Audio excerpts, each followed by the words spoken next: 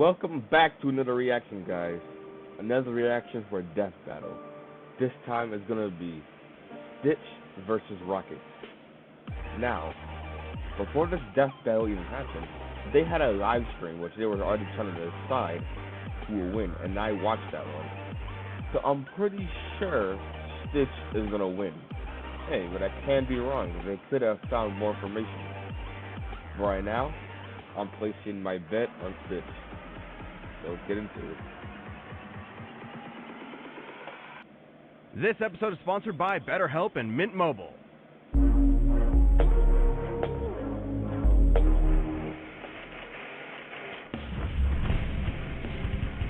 Stitch, Disney's Extraordinary Experiment 626.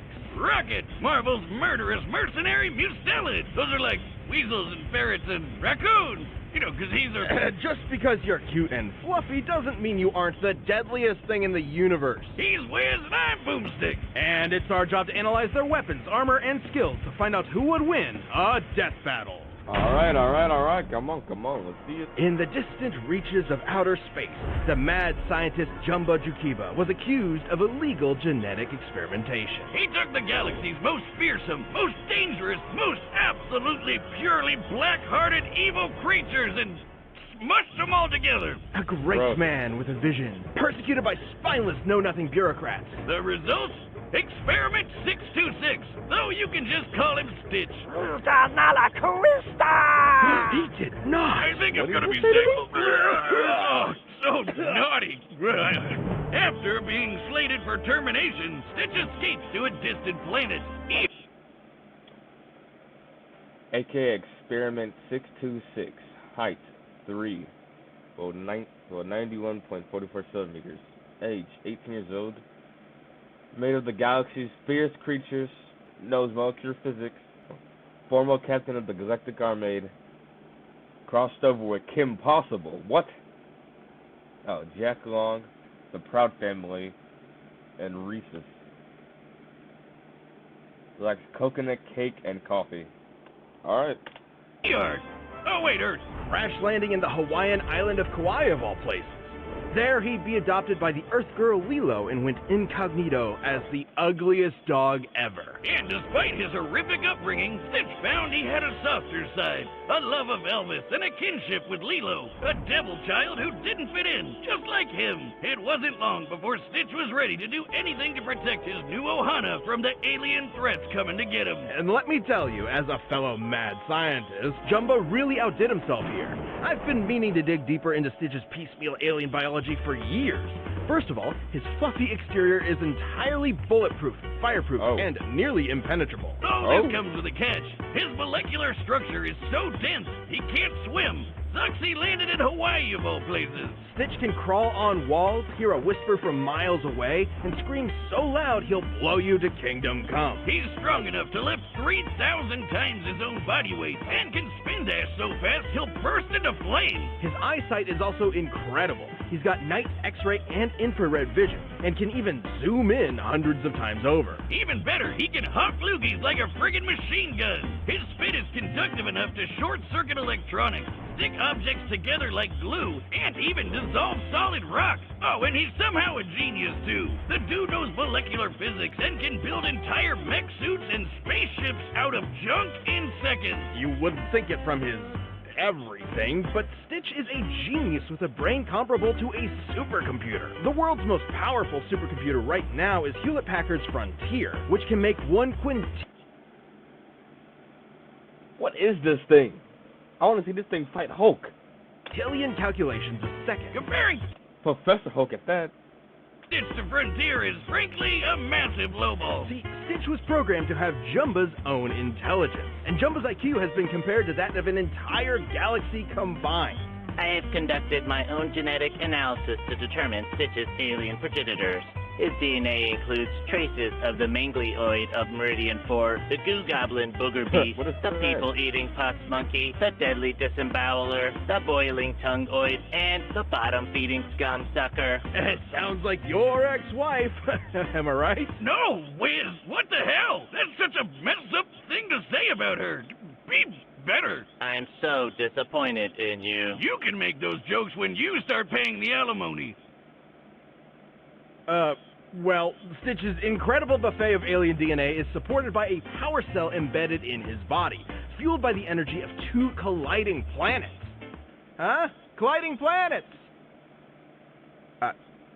Are you coming back? Nope.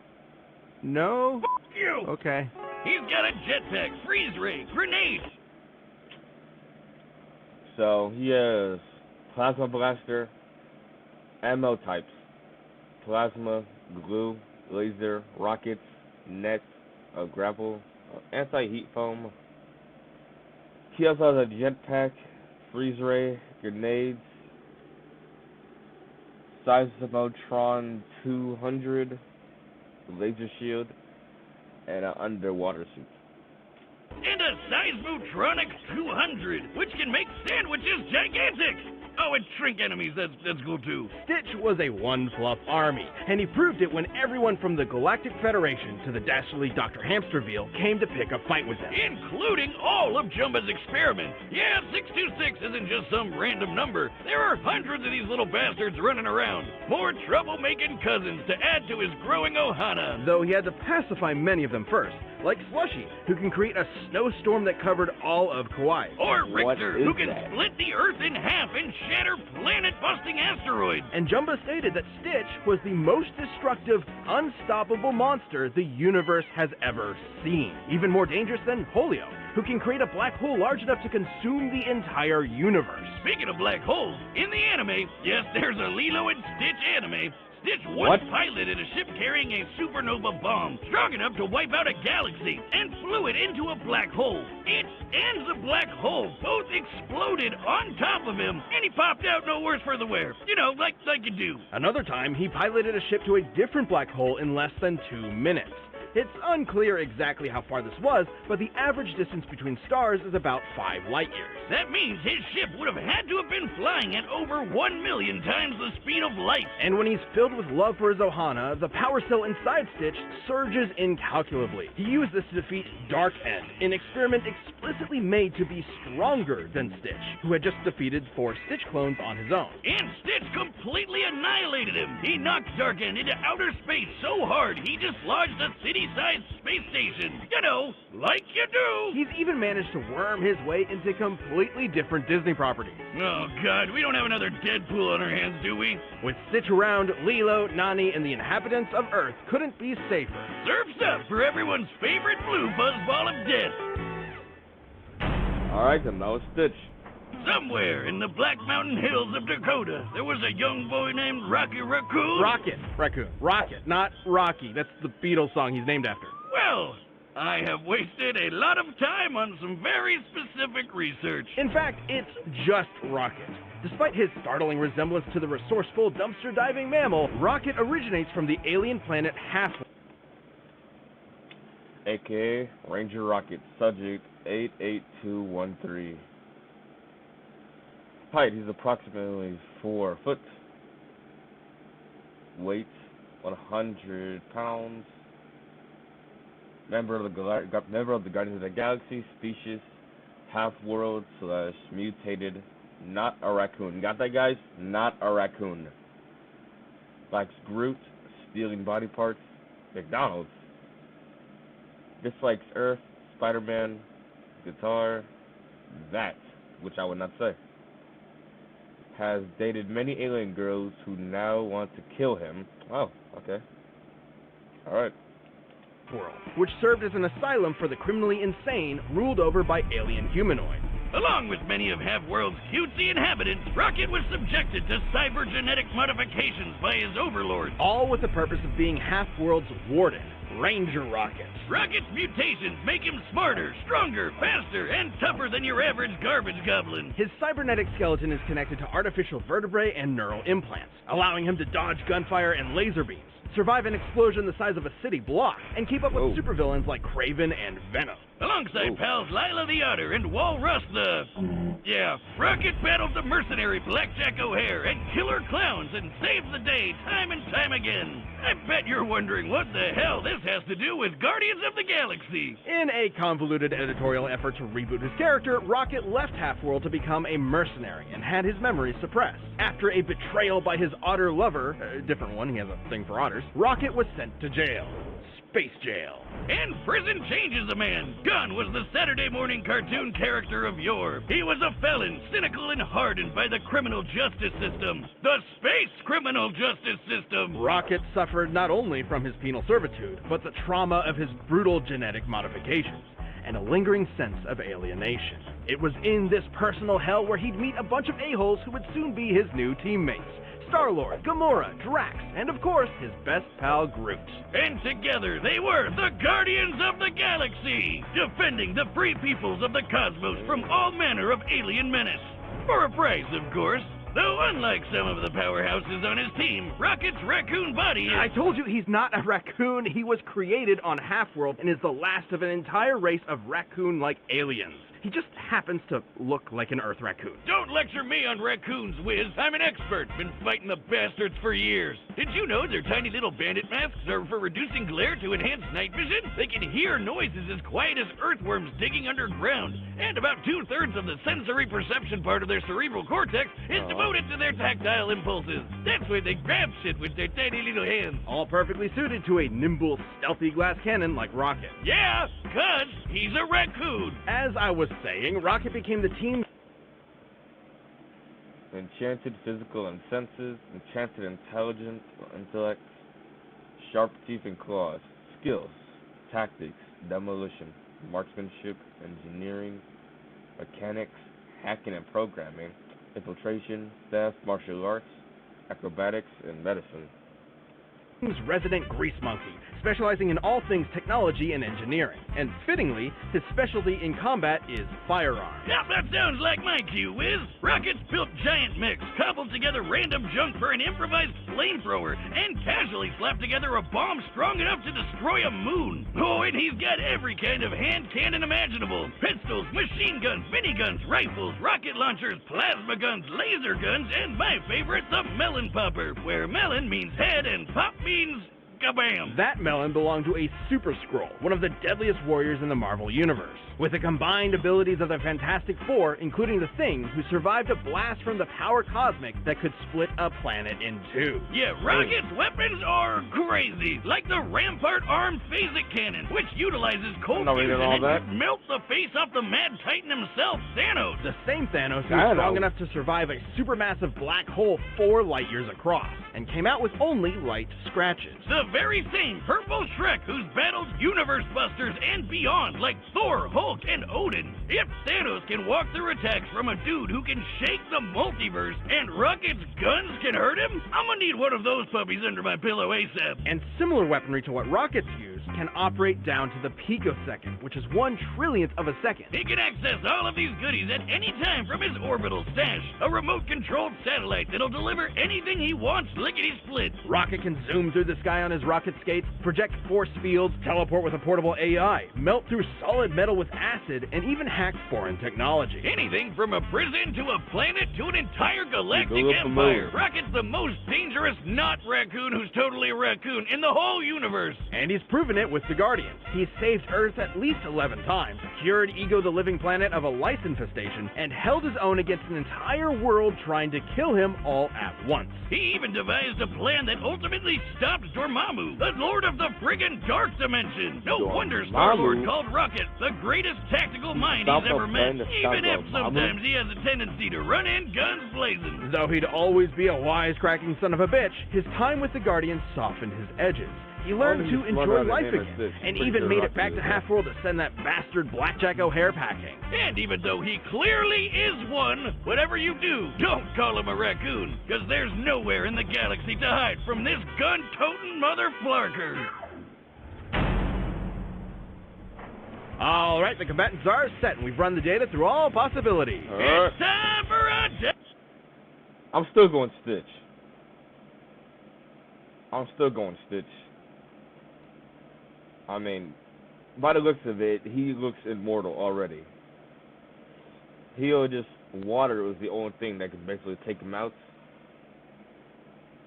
And I'm pretty sure Rocket has something that can use water. Let's just see how it goes. I'm right now going Stitch. Will I go 0-0 on the death battles? I don't know. Let's see.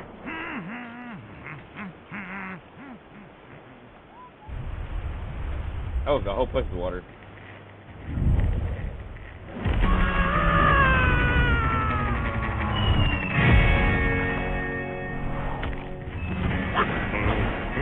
You smashed my ship, dwarf face!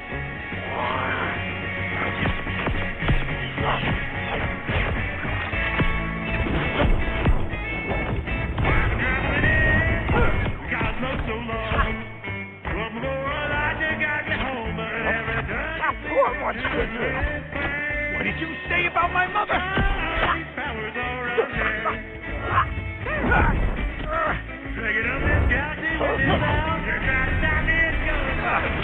You disgust me.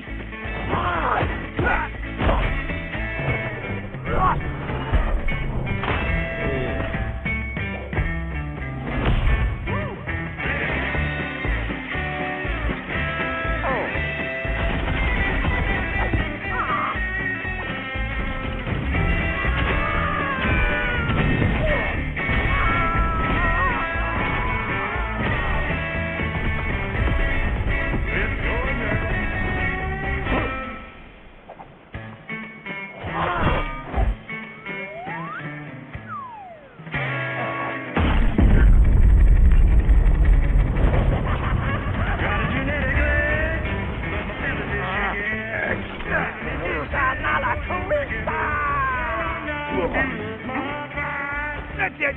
Gonna need a bigger gun.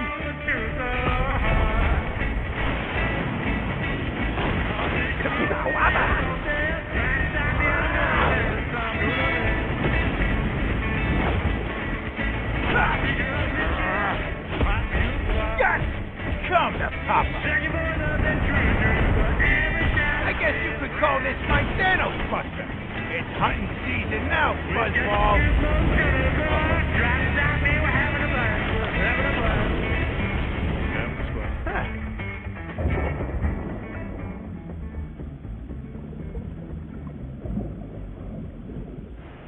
Huh? You gotta be kidding me. We're having a blast.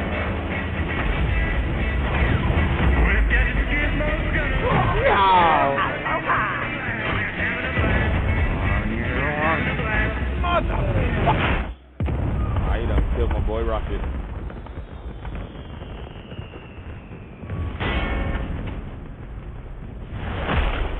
Oh, why did he have to die?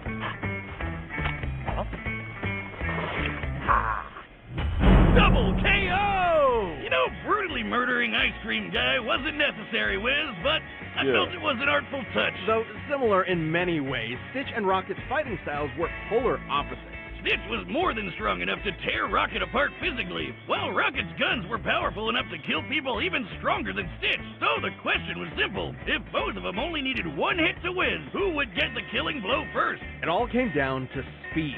Rocket has dodged lasers, and his guns could operate down to the picosecond, 1/trillionth of a second. But Stitch's supercomputer brain could operate down to the quintillionth of a second, 1,000,000 times faster, at minimum. And his ability to pilot that ship at over 1,000,000 times the speed of light meant that he more than had the reaction speed to dodge anything Rocket threw at him. Rocket's tactical brilliance meant he could keep Stitch at bay with tricks for a while, but he couldn't reliably seal the deal. Despite being a little blue goblin, Stitch usually stays level-headed in a fight, whereas Rocket can be way more impulsive. And frankly, Stitch is probably even smarter considering he has the combined IQ of an entire galaxy. One slip up from Rocket is all Stitch would need to end the fight. Rocket's arsenal was absolutely bonkers to be sure, but Stitch's superior speed, physical strength, and unbelievable intelligence gave him the win. Looks like this Rocket's blasting up again! The winner is...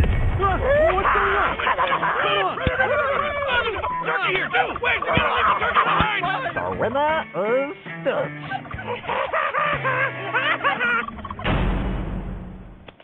Turns out I got it right. Am I happy with the results? No, I'm not. Because Rocket's dead. It is what it is, though. Thanks for watching. Stay tuned. We have a new Death Battle releasing every 2 weeks this year. And click the join button to get new perks and extra content. Planet level members even see Death Battles before anyone else, so don't miss out. Do that. Darth Vader!